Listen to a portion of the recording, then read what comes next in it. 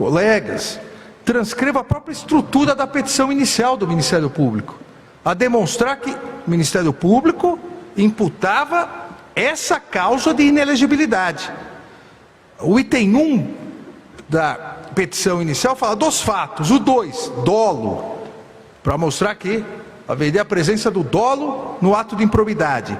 3, tese principal da desnecessidade de cumulatividade dos requisitos lesão ao patrimônio público e enriquecimento ilícito.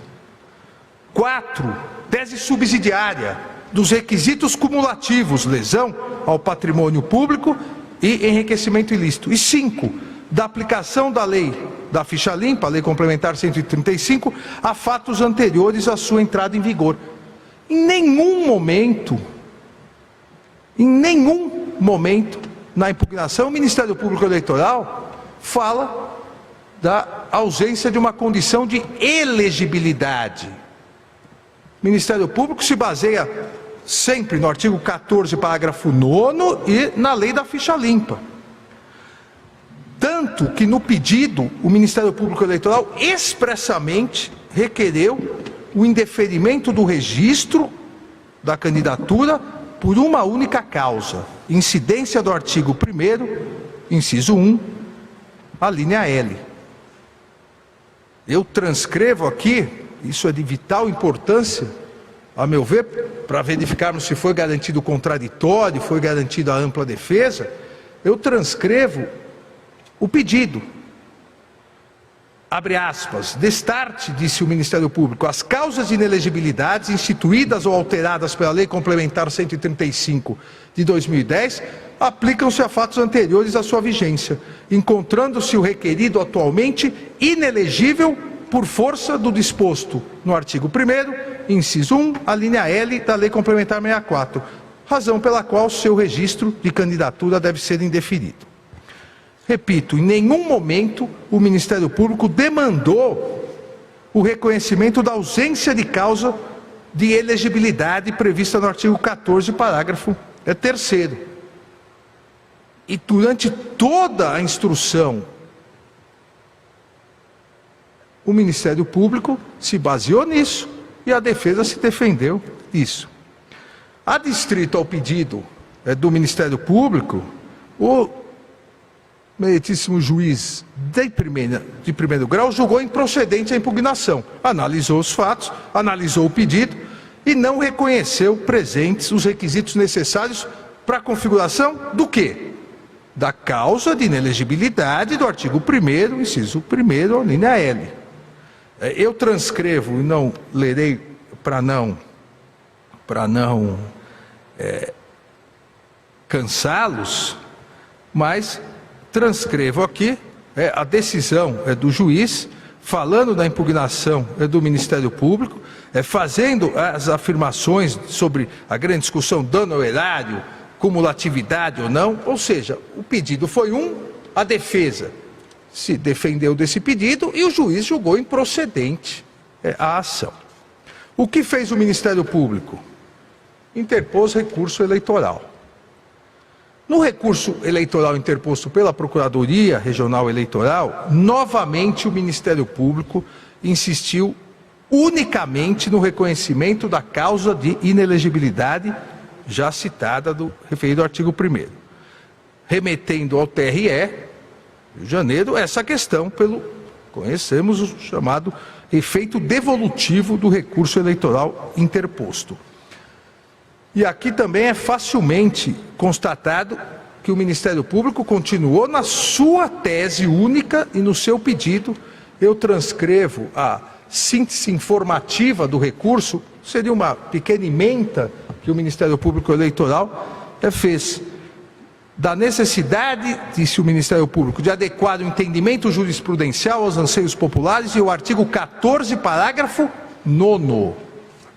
Impugnado, condenado em várias ações de improbidade administrativa, a possibilidade de análise do juízo eleitoral das razões que levaram à condenação, enriquecimento ilícito e prejuízo ao erário caracterizados. Sentença contraditória.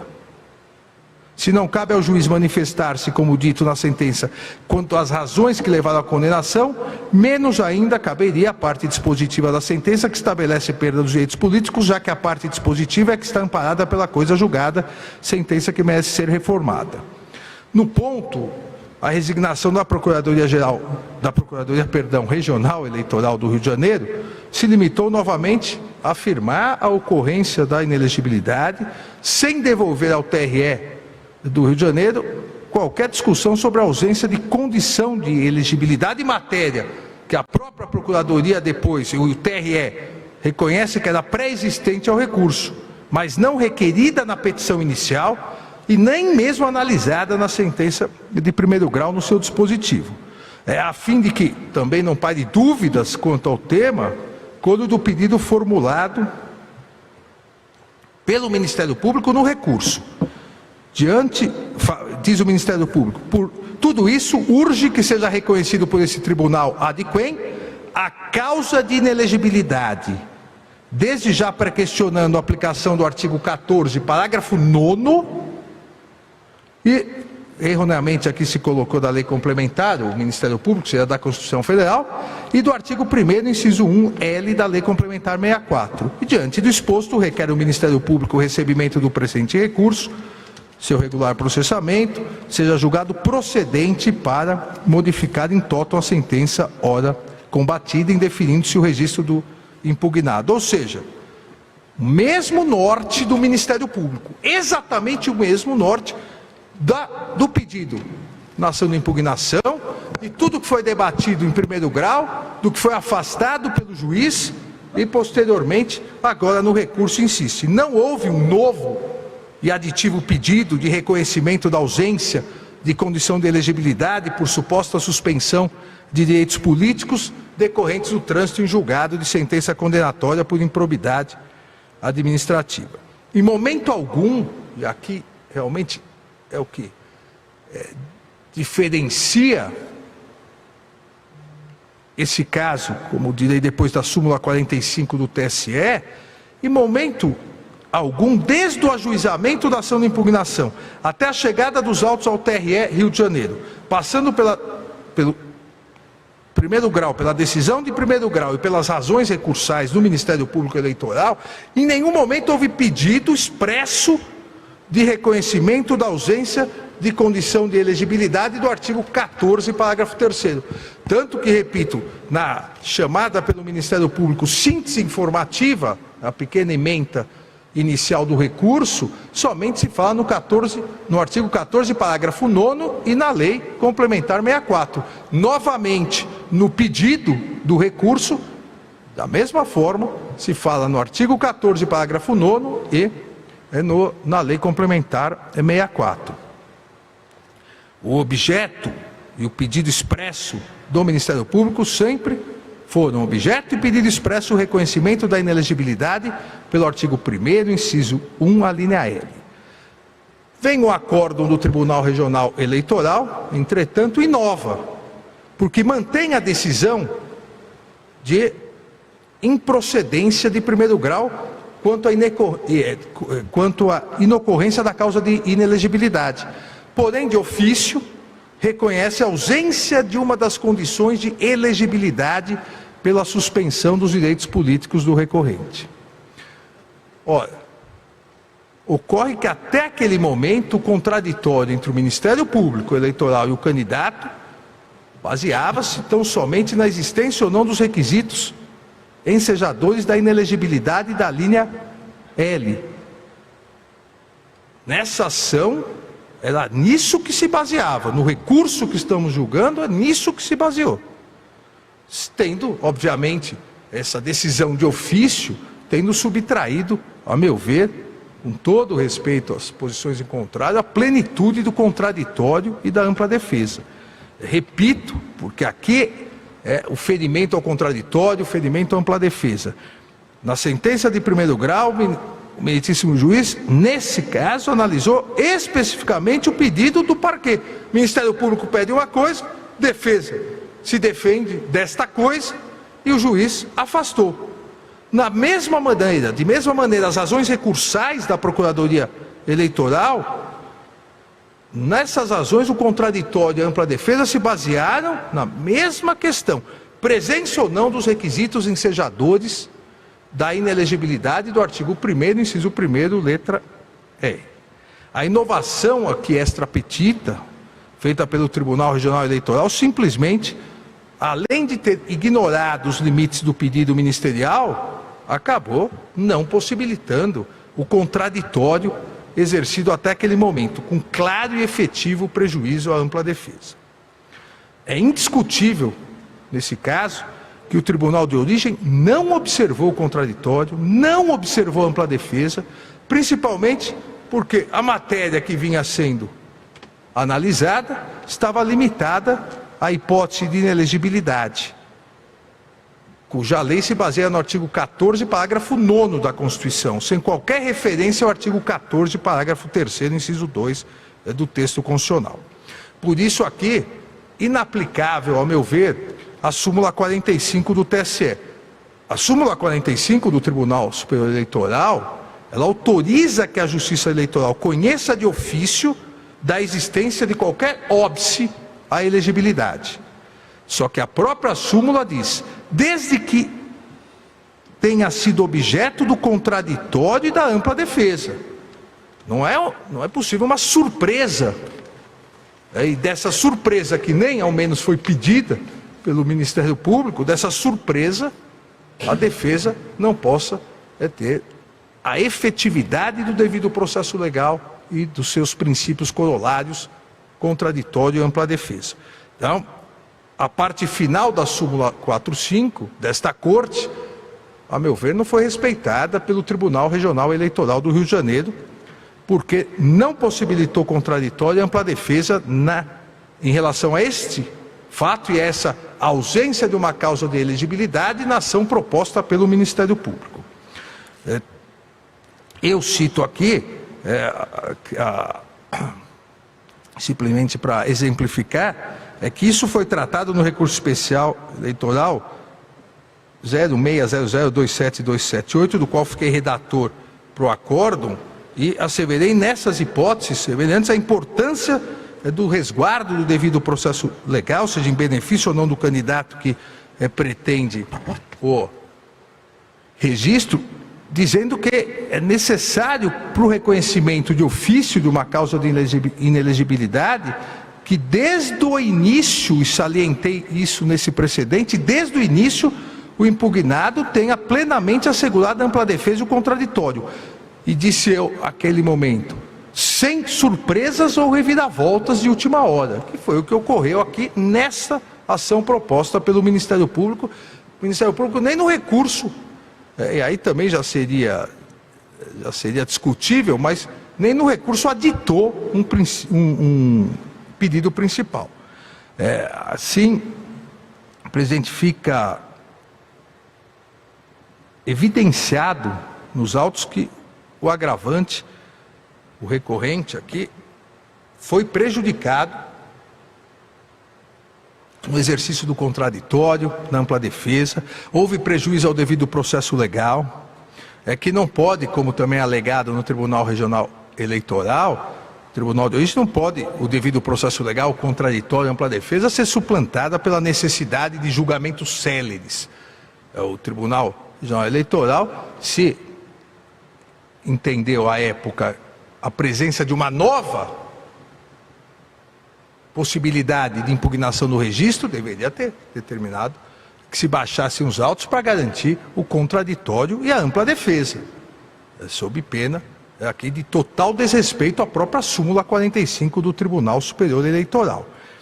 E a ofensa não é só a súmula, a ofensa não é só ao artigo 5º, incisos 54 e 55 da Constituição, que prevêem o devido processo legal, contraditório e ampla defesa, mas também aos artigos 10, 489 e 492 do Código de Processo Civil, diante do indeferimento do registro, com amparo no artigo 14, parágrafo 3º, 2 da Constituição, circunstância nova sobre a qual sequer for oportunizado prazo para manifestação e defesa do candidato.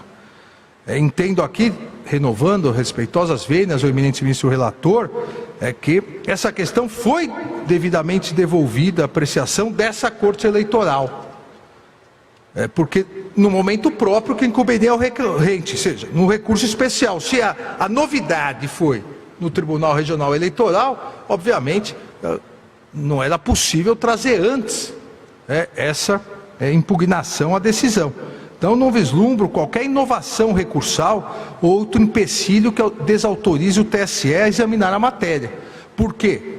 A inovação não foi recursal, a inovação foi da decisão do Tribunal Regional Eleitoral. A partir dessa inovação, obviamente, houve a necessidade de uma nova impugnação por parte do recorrente. Lembremos aqui que o artigo 492 do Código de Processo Civil consagra o princípio da congruência, que está relacionado à necessidade do julgador decidir ali de dentro dos limites objetivados pelas partes, não podendo proferir decisão extra, ultra ou infrapetita. E mesmo nas hipóteses em que pode reconhecer de ofício uma matéria, o entendimento pacificado, tanto pelo Tribunal Superior Eleitoral, quanto pelo Superior Tribunal de Justiça, que interpreta a legislação federal, é que deve ser concedido o direito à ampla defesa, deve ser concedido o direito ao contraditório. Eu cito aqui um precedente do nosso eminente ministro, até pouco tempo atrás, colega também de TSE, eminente ministro Luiz Felipe Salomão, num recurso especial no Superior Tribunal de Justiça, um recurso especial eleitoral mesmo, em que diz pela impossibilidade da surpresa. A decisão surpresa, artigo 10 do CPC, princípio da congruência, elementos fáticos e documentos inéditos, nulidade. A teor, diz o ministro Luiz Felipe Salomão, a teor do artigo 10 do CPC, o juiz não pode decidir em grau algum de jurisdição com base em fundamento ao respeito do qual não se tenha dado às partes oportunidade de se manifestar, no caso específico, ainda que se trate de matéria sobre a qual deva decidir de ofício. A vedação à decisão surpresa consolida as garantias do contraditório e da ampla defesa e robustece princípios inerentes à atividade jurisdicional do Estado Democrático de Direito, boa-fé objetiva, proteção da confiança, isonomia e cooperação entre os sujeitos no processo. Deve o magistrado decidir a causa com base no fundamento jurídico sobre o qual as partes puderam, de modo efetivo, discorrer. Digo eu, exatamente isso não ocorreu na presente hipótese, porque, como já tive a oportunidade de salientar, o pedido foi específico do Ministério Público, o contraditório e a ampla defesa específicos em relação a essa causa de inelegibilidade, a decisão de primeiro grau em relação a isso, e o próprio Ministério Público recorreu em relação a isso.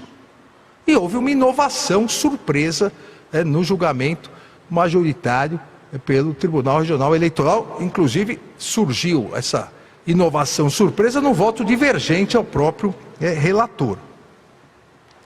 Ainda cito outros precedentes agora do Superior Tribunal de Justiça, que o princípio da não surpresa é de observância obrigatória em todos os processos. Cito ainda do ministro Herman Benjamin, Moura Ribeiro, ministra Nancy Andrighi. No caso concreto, o acordo impugnado foi proferido fora dos limites do pedido formulado pelo Ministério Público, enquadrando-se no conceito da decisão surpresa, extrapetita, que, no mínimo, nos termos da súmula 45, deveria ter concedido anteriormente a possibilidade de contraditório e ampla defesa à hora recorrido.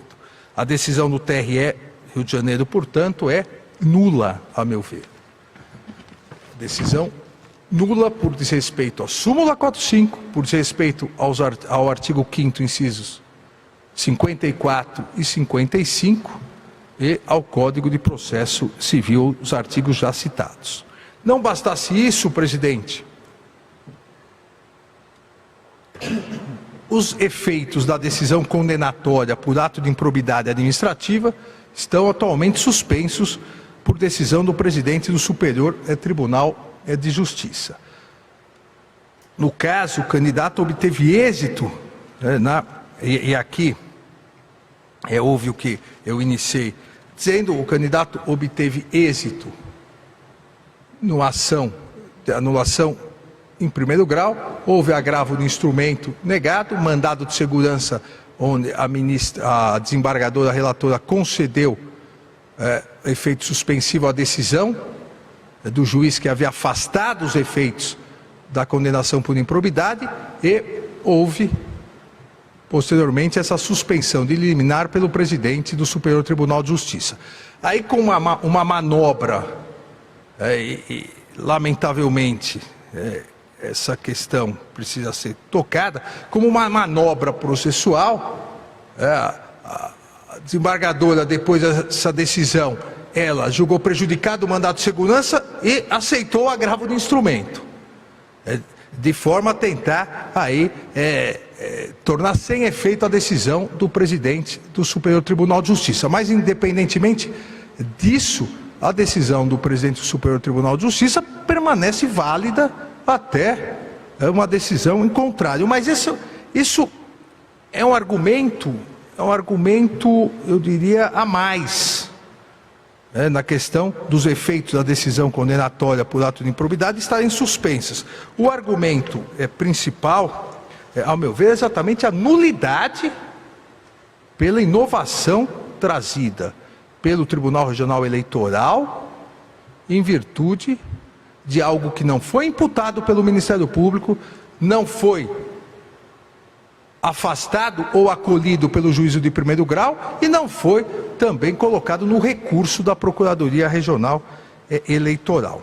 Então, presidente, dessa maneira, em conclusão, além do acórdão regional, a meu ver, ser nulo por expressa violação ao contraditório, ampla defesa, os efeitos da condenação por improbidade administrativa estão suspensos por decisão do presidente do Superior Tribunal de Justiça. Entendo assim que o registro do candidato ao agravante deve ser deferido com repristinação dos efeitos da sentença de piso, em observância à preclusão pro judicato e aos efeitos da decisão extra petita. Não há o porquê se anular da posse ao prefeito, mas devolver para que comece toda uma nova instrução. Então, os efeitos eleitorais exigem, com especial atenção aos registros da candidatura, a aplicação do princípio da razoável duração do processo eleitoral, da proporcionalidade, da proteção eficiente, situação que reforça aqui, a meu ver, já desde logo, por parte do Tribunal Superior Eleitoral, o deferimento do pedido do agravante, que se encontra alijado há 1 ano do mandato pelo qual foi eleito, não havendo razões ao retrocesso da marcha processual de uma decisão que, com todo respeito, foi nula. Diante do exposto, novamente pedindo todas as vênias ao eminente ministro relator, dele divirjo, para dar provimento ao agravo regimental e já dar provimento ao recurso especial de Rubem José França Bom Tempo, deferindo seu registro de candidatura ao cargo de prefeito de Petrópolis, do estado do Rio de Janeiro, comunicando-se de imediato ao Tribunal de Origem para as providências de diplomação e posse do candidato eleito. É o voto, presidente. Obrigado, ministro Alexandre de Moraes. Portanto, abre divergência do relator, dando provimento ao agravo interno, igualmente ao recurso especial, e defere o registro da candidatura com determinação de diplomação do candidato. O eminente ministro relator, Sérgio Banhos, pede a palavra. Senhor presidente, senhores ministros, nobre representante do Ministério Público, doutor Felipe Correia, doutor Rafael Carneiro, doutor Luiz Grandinetti e doutor Carlos Frazão. Em primeiro lugar, senhor presidente, parabenizo sinceramente o eminente ministro Alexandre de Moraes, que nos apresenta voto muito bem estruturado, revestido como habitual de elevado saber jurídico.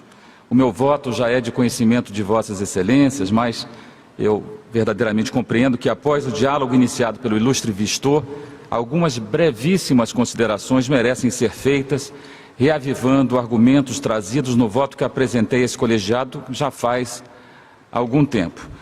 Primeiramente, senhor presidente, registro quanto ao pedido de assistência do Diretório Municipal do PL apresentado após a inclusão do presente processo em pauta, que será ele oportunamente processado, considerando que o interveniente recebe o processo no estado em que se encontra. Faço alusão ao artigo 119 do CPC.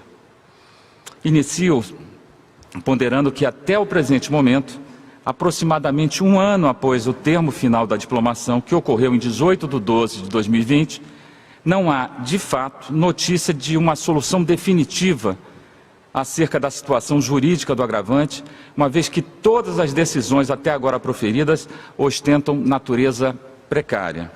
É inequívoco, ademais, que esse quadro de indefinição jurídica somente veio a lume muito após o encerramento do processo eleitoral, pois durante toda a tramitação do processo de registro de candidatura nas instâncias ordinárias, a situação jurídica do candidato era conhecida e totalmente estável, indicando a impossibilidade da concessão do seu registro eleitoral. E como se depreende da análise do feito, apenas com o trâmite do recurso especial, já nesta instância extraordinária, notadamente a partir do final de julho deste ano, passou a se verificar decisões judiciais supervenientes, algumas favoráveis, outras desfavoráveis aos interesses do agravante.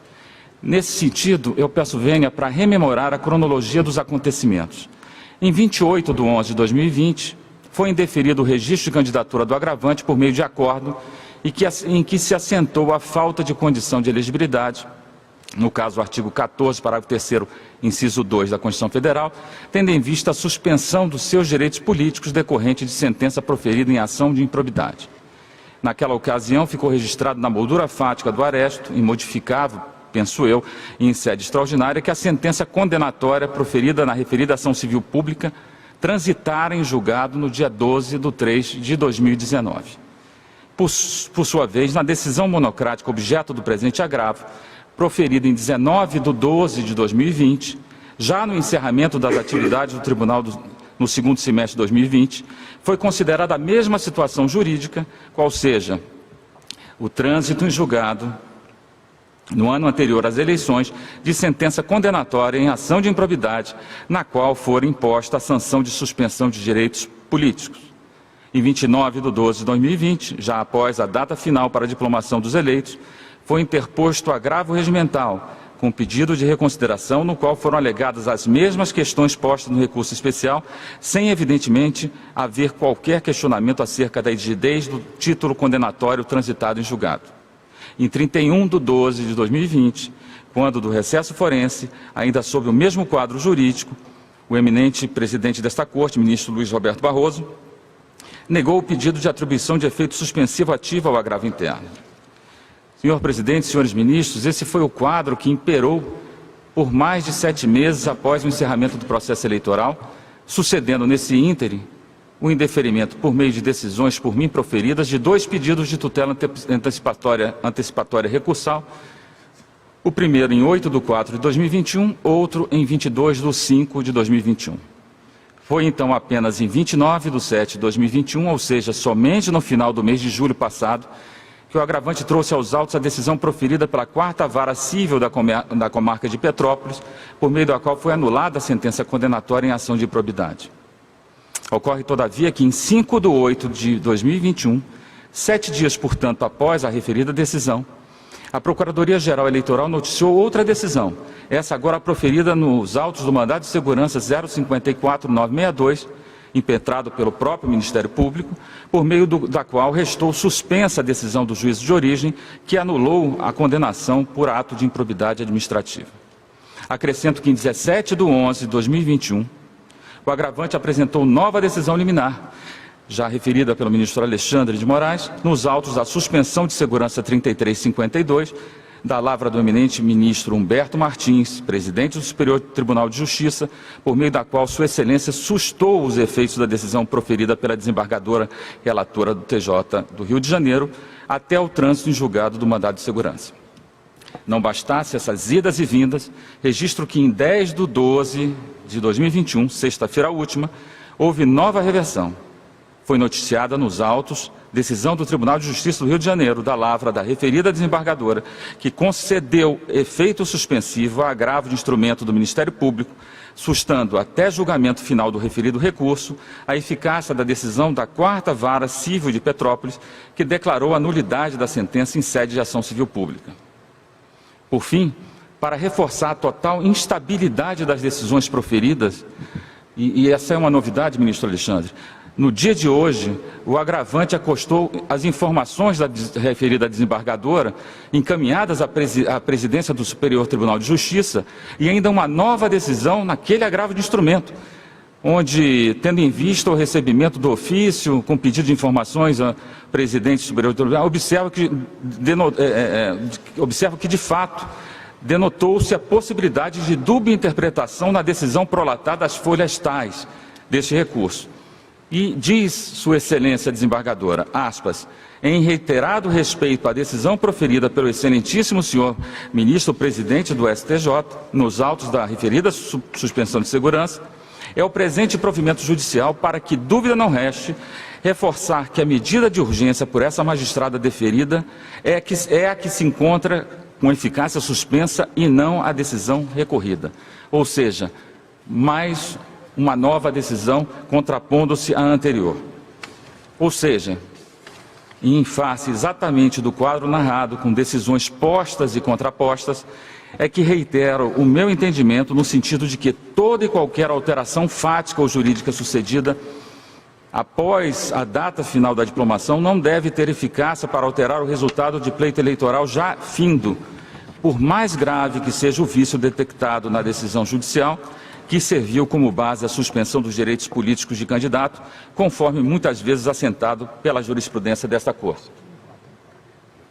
Nesse voto complementar, eu trago inclusive os precedentes, um da lavra do ministro Luiz Felipe Salomão, um outro do próprio ministro Alexandre de Moraes e outro do ministro Herman Benjamin.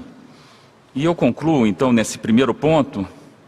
Eu entendo que, em homenagem à segurança jurídica, à isonomia e à autoridade das decisões da Justiça Eleitoral, eu penso ser de todo inviável, com todas as vênias, conhecer de decisões proferidas pela Justiça Comum, que concedem e cassam liminares obtidas muito depois da diplomação, pouco importando, eu reitero, a natureza jurídica, a eficácia do decisum, ou até mesmo o órgão judicial do qual dimana.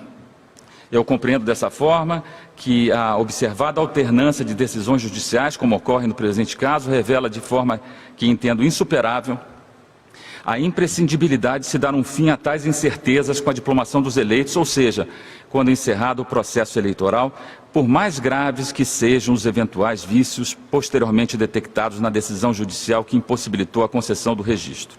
E agora eu sigo, senhor presidente, enfrentando a questão que foi colocada como a principal pelo ilustre ministro Vistor, dizendo que não há contradição, penso eu, entre a narrativa apresentada pelo ilustre Vistor e o meu voto. O que há é uma visão diferente que enseja conclusões diversas. Como eu afirmei na decisão agravada e no voto inicialmente disponibilizado, não há falar em afronta aos artigos 10 e 492 do CPC e 5º 55 da Constituição da República, sob a alegação de que o fundamento adotado pelo TRE para indeferir o registro de candidatura recorrente, concernente à suspensão dos seus direitos políticos, não teria sido alegado pelo Ministério Público em suas razões recursais. Com efeito, consta expressamente do acordo de embargos de declaração que a matéria foi suscitada pelo Ministério Público tanto na ação de impugnação de registro de candidatura, como no seu recurso eleitoral. E eu transcrevo. Aspas, o ponto tanto na impugnação de registro de candidatura quanto no recurso eleitoral interposto, o parquê eleitoral expressamente apontou que o candidato havia sido condenado à suspensão dos direitos políticos por decisão transitada em julgado, proferida no bojo de ação de improbidade administrativa. Ademais, digo eu, o TRE reproduziu nos fundamentos do acordo de embargo de declaração as alegações do órgão ministerial na referida ação de impugnação de registro de candidatura, bem como no recurso eleitoral. E eu faço transcrição demonstrando que, tanto numa peça quanto na outra, o conteúdo se verifica dizendo, na primeira, com efeito, verifica-se pela leitura do dispositivo legal que existem duas hipóteses diversas para inelegibilidade: a suspensão dos direitos políticos em decisão transitada em julgado, ou B, a suspensão dos direitos políticos por órgão judicial colegiado, neste caso, não se exigindo o trânsito de julgado. Além disso, a hipótese deve configurar lesão ao patrimônio público ou enriquecimento ilícito próprio de terceiro. E prossegue, no caso específico do requerido, existem contra ele diversas condenações por improbidade administrativa, sendo que em 3 o MPE conseguiu identificar a perda dos direitos políticos. Processo tal, tal e tal. De igual modo, digo eu, trago à baila o recurso interposto pelo Ministério Público, em que esta questão é trazida à apreciação desse tribunal. E permita-me a leitura. Trata-se a presente ação de pugnação de registro de candidatura e de 2 notícias de inelegibilidade propostas em face do impugnado por diversas condenações à perda dos direitos políticos, seja por parte de órgão colegiado, seja com o trânsito em julgado. Na impugnação do hora recorrente foram demonstrados 3 processos em que o recorrido teve seus direitos políticos suspensos por decisão judicial. A primeira delas, com trânsito julgado. E prossegue. Submetida, portanto, digo eu, a question iuris à apreciação do Poder Judiciário por meio da peça inicial da impugnação do registro de candidatura e, de igual maneira, pelas razões recursais, o recorrente teve, a meu juízo, oportunidade de se defender a respeito da matéria, não havendo falar em afronta aos artigos 10 e 492 do CPC e do referido artigo 5º, 55 da Constituição. Isso já consta do meu voto já apresentado, esse é o complementar onde eu reproduzo. E, por fim, eu rememoro que a jurisprudência dessa Corte Superior há muito se firmou no sentido de que, aspas, os limites do pedido são demarcados pelos fatos imputados na inicial, dos quais a parte se defende, e não pela capitulação legal atribuída pelo autor, e me refiro exatamente aos termos da súmula 62 deste Tribunal Superior Eleitoral. Portanto, sempre rogando as mais respeitosas vênias e, mais uma vez, renovando os elogios ao espetacular voto proferido pelo ministro Vistor, eu digo se constou da impugnação do recurso eleitoral que o impugnado, ora agravante, tinha contra si decisão transitada em julgado em ação de probidade, na qual imposta a sanção de suspensão dos direitos políticos, pouco importa, no meu modo de pensar, a capitulação legal dada pelo parquê ou pelo juiz de primeiro grau, pois, afinal, houve alegação do fato e a parte poderia dele se defender de maneira ampla. Por essas razões, mantenho o meu voto no sentido do não provimento do agravo regimental, com as vênias sinceras daqueles que pensem de forma diferente. É como voto, senhor presidente. Obrigado, ministro Sérgio Banhos. Como vota o ministro Carlos Horba? Senhor presidente, muito boa noite, senhores ministros, senhor vice-procurador-geral eleitoral, eminentes advogados que estão acompanhando essa sessão, Dr. Luiz Grandinetti, Dr. Rafael Carneiro, Dr. Felipe Correia e Dr. Carlos Eduardo Frazão. Senhor presidente, essa discussão do marco temporal para a aferição de situações que alterem a condição de elegibilidade ou de inelegibilidade dos candidatos é uma questão que me parece bastante delicada, né? De fato, desde que essa questão foi definida no precedente do RESP 16629, de relatoria do ministro Henrique Neves, me parece que temos um marco bastante claro e necessário para para que se evitar o prolongamento indefinido da litigiosidade eleitoral, o que acaba gerando uma maior instabilidade jurídica, o que acaba gerando uma maior insegurança, em especial no exercício das funções públicas eletivas. Desse modo, eu acredito que esse marco deva ser observado e preservado igualmente no caso concreto, de modo que, pedindo todas as vênias ao eminente ministro Alexandre de Moraes, que trouxe um voto brilhante, divergindo do relator, eu acompanho Sua Excelência. É como voto. Obrigado, ministro Carlos Horba, que vota por... Por não, ministro Alexandre. A questão aqui não é só do marco temporal, a questão é que a decisão é nula.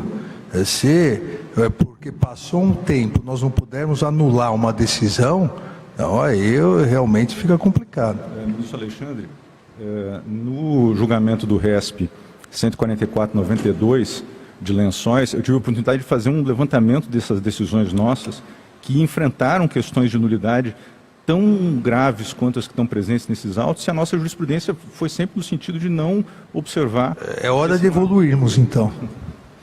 Pois não. Obrigado, ministro Alexandre. Como vota o ministro Luiz Edson Fachin? Senhor presidente, saúdo Vossa Excelência, ministro Luiz Roberto Barroso, e também subscrevo os cumprimentos que foram dirigidos a Vossa Excelência pelo eminente ministro Alexandre de Moraes, a quem também cumprimento. Cumprimento os eminentes ministros Mauro Campbell Marques, Benedito Gonçalves, Sérgio Banhos e Carlos Horbach. Bem assim o senhor Procurador-Geral Eleitoral, Vice-Procurador-Geral Eleitoral, Dr. Paulo Gustavo Goné Branco. Também os ilustres advogados que estão acompanhando esta sessão e Dr. João Paulo, secretário, que sempre, de modo zeloso, presta seu serviço à Justiça Eleitoral e a este tribunal.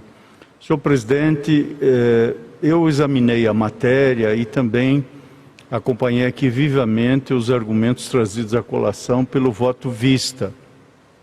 Com efeito, há um argumento bem articulado no sentido da eventual ausência da suscitação quanto ao parágrafo 3º do artigo 14 da Constituição Federal. Todavia, com toda a vênia à divergência, o que temos aqui no processo eleitoral é um processo no qual há imputação jurídica passível de restrição de direito. E este processo, como sabemos, é informado pela defesa do fato em sua plenitude.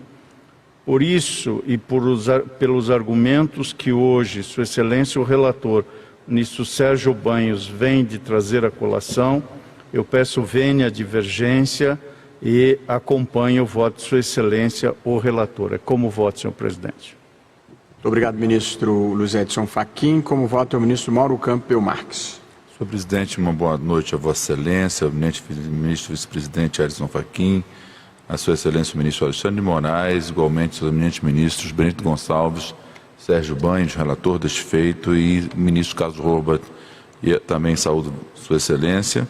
Saúdo Sua Excelência o eminente Procurador-Geral Eleitoral, professor Paulo Goné Branco, e também os eminentes advogados presentes, doutor Felipe Correia, doutor Carlos Eduardo Frazão, doutor Luiz Grandinelli e doutor Rafael Carneiro, e o doutor João Paulo, que representa a pleiade de servidores que nos apoia, todos aqueles que nos assistem, o meu cordial boa noite também. Senhor presidente, eu vou, no caso presente, rogar vênias ao eminente relator para acompanhar a divergência e farei declaração de votos, juntarei declaração de votos já escrita, entendendo que efetivamente a decisão é nula. Ela extravagou a decisão do TRE e isso correto foi a decisão primeva do juiz lá de Piso, quando a distrito, ao pedido do Ministério Público, decidiu a matéria. De forma que, quando extravagou, o tribunal deveria, e em tempo e hora, ter dado solução correta a fazer valer o que a súmula 45 desta Corte impõe. De forma que eu rogarei vênias ao eminente relator, senhor presidente, acompanharei efetivamente o voto divergente de Sua Excelência, o ministro Alexandre de Moraes, para, ao fim e ao cabo, diplomar o eleito e dar-lhe posse incontinente. Muito obrigado, ministro Mauro Campbell Marques. Como vota o ministro Benedito Gonçalves? Minha saudação inicial a essa corte na pessoa do presidente, ministro Luiz Roberto Barroso, saudando o ministro vice-presidente, ministro Edson Fachin, igualmente o ministro Alexandre Moraes, o ministro, nosso corredor-geral eleitoral, o ministro Mauro Campbell, o ministro Sérgio Banhos, que é o eminente relator, e qual parabenizo pelos dois momentos, tanto no primeiro momento como agora nesse voto complementar, sempre cuidadoso, conciso, objetivo e consciente. Ministro Roberto, também minha saudação, o nosso vice-procurador-geral eleitoral, Paulo Gounod, e agora me redimo que toda vez eu esqueço do nosso secretário, que sem ele não teria sessão. Então, faço oração a ele, convalidando todas as outras que eu não fiz. E os dos advogados que aqui representam seus clientes. No tocante ao tema, eu peço máxima vênia ao relator e vou seguir a divergência. Eu faço por quê? Mais me impressionou, diante dos fatos que vieram, da decisão nula, voto contraditório, nós estamos diante também, apesar da precariedade, de uma suspensão de segurança. Tem um agravo instrumento, mas sabe-se que convive pacificamente a suspensão de segurança com um agravo, porque são argumentos diversos. Enquanto os argumentos processuais jurídicos do agravo instrumento, os outros da suspensão são outros. E enquanto transitar em julgado mandado de segurança, entendo eu que por si só já valeria para apreciar o pleito. Com esses breves comentários, depois faz a declaração de votos, eu peço repetidas vênias ao relator e os que acompanharam e acompanham a divergência. Obrigado, ministro Benedito Gonçalves. Que situação. Essa realmente é uma situação totalmente atípica e preciso dizer que considerei com seriedade os dois caminhos trilhados aqui, o do eminente relator e o do eminente ministro Alexandre de Moraes, e acho que há bons fundamentos para um lado e para o outro. No entanto, nesse voto de desempate, eu vou pedir todas as vênias ao eminente relator para prestigiar a soberania popular. E aí, apesar de considerar um caso difícil, acho que algumas singularidades desse caso concreto me levam a esse entendimento. Minha leitura, embora a peça da impugnação e as razões do recurso eleitoral informem a condenação por improbidade administrativa transitada em julgado em desfavor do candidato, imputam a essa ocorrência somente a inelegibilidade prevista na alínea L da Lei Complementar 64 de 90 e nada mencionam sobre a ausência de condição de elegibilidade. Esse fundamento específico é apresentado somente no voto divergente que conduziu o julgamento do feito no Tribunal Regional Eleitoral no Rio de Janeiro. É certo que a ausência da plenitude dos direitos políticos prevista no artigo 14, parágrafo 3º, 2 da Constituição, pode ser conhecida de ofício. Contudo, conforme enunciado da súmula 45 do Tribunal Superior Eleitoral, devem ser resguardados o contraditório e a ampla defesa.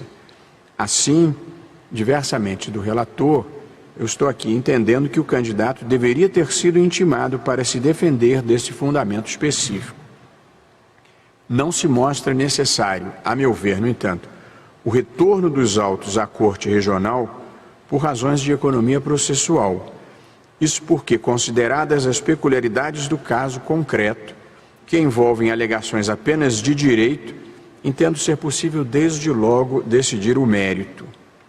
Em primeiro lugar, o agravante alega que, caso tivesse sido intimado oportunamente para o exercício pleno do contraditório, apresentaria em defesa a tese de que suspensão de direitos políticos somente pode afastar a condição de elegibilidade se reconhecida na condenação por improbidade administrativa a ocorrência cumulativa de lesão ao patrimônio público e enriquecimento ilícito.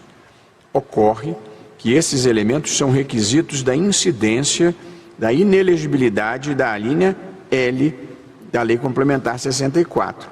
No caso, conforme já dito, o impedimento à candidatura é a suspensão de direitos políticos.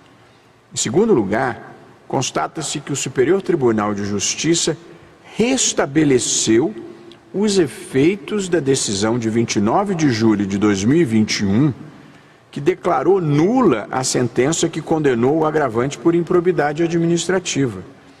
A declaração de nulidade fundamenta-se no reconhecimento de que a sentença, não é pouco importante isso, a sentença condenatória é cópia de outro caso com substrato fático diverso. É certo que a jurisprudência dessa Corte é firme no sentido de que a data da diplomação é o termo final para alterações supervenientes que afastem a inelegibilidade ou a ausência de condição de elegibilidade. Contudo, com todas as vênias, o caso concreto apresenta peculiaridades que precisam ser destacadas. Afinal, é grave o fundamento que ensejou a nulidade da decisão condenatória. A sentença é cópia integral de decisão proferida por outro juízo e referente a município, réu e fatos diversos. O vício de natureza transrescisória foi reconhecido pelo próprio juiz sentenciante e, assim, tem-se por inexistente o pronunciamento judicial que restringia os direitos políticos do agravante.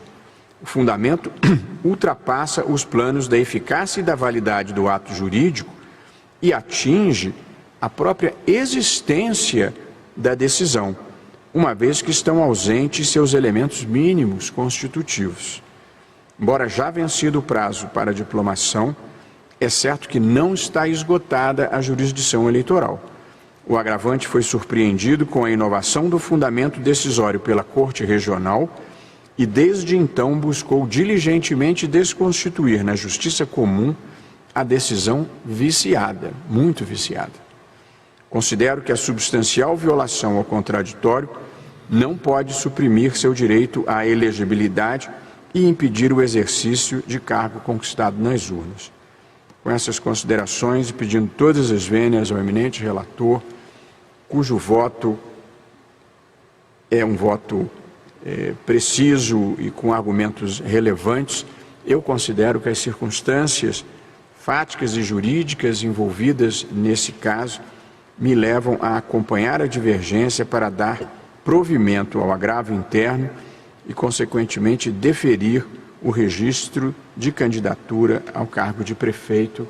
É como voto, presidente.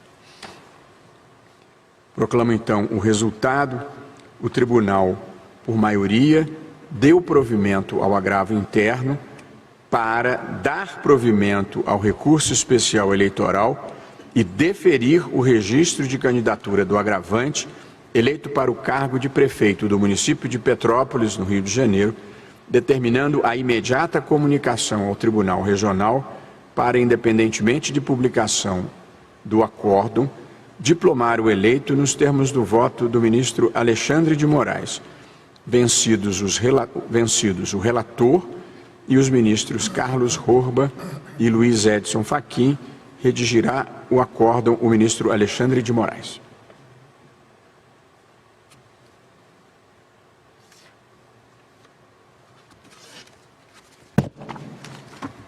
Só me organizar aqui um minutinho.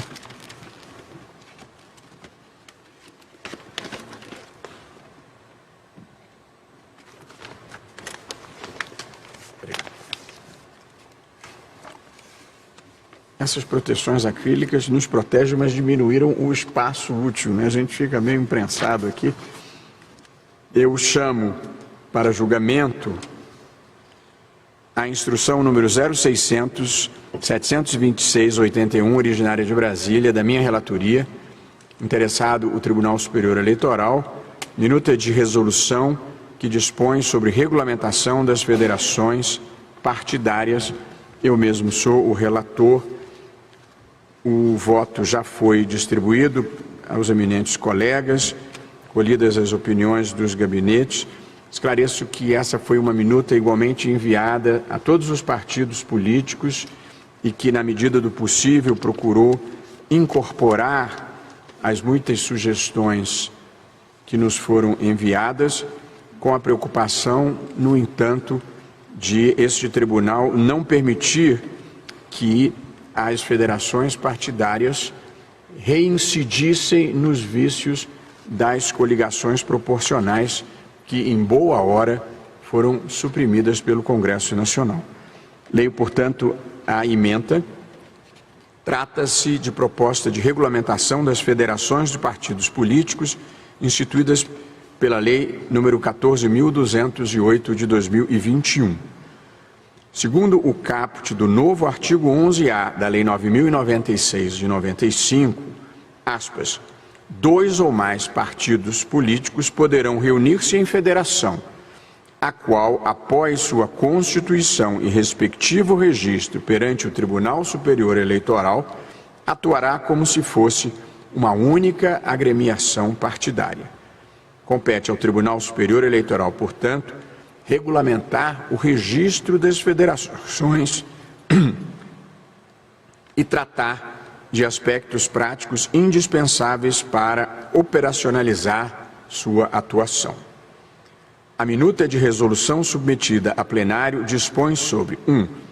O procedimento de registro das federações após registro civil como associação e obtenção de CNPJ. 2. As regras mínimas relativas à estrutura da federação. 3. A harmonização entre a atuação unificada da federação e a preservação da autonomia dos partidos políticos que a compõem. E 4. A vigência, que será por prazo indeterminado, e os efeitos do desligamento precoce e da extinção da federação. Na minuta está previsto que somente participarão das eleições as federações que tenham registro deferido até 6 meses antes do pleito. A regra decorre, logicamente, da previsão de que as federações se sujeitam às mesmas normas eleitorais aplicadas aos partidos políticos. Ademais, está respaldada pela decisão liminar em medida cautelar na ADI 7021, que conferiu interpretação conforme a Constituição ao caput do artigo 11A da Lei 9.096 de 95, de modo a exigir que, aspas, para participar das eleições, as federações estejam constituídas como pessoa jurídica e obtenham o registro do seu estatuto perante o Tribunal Superior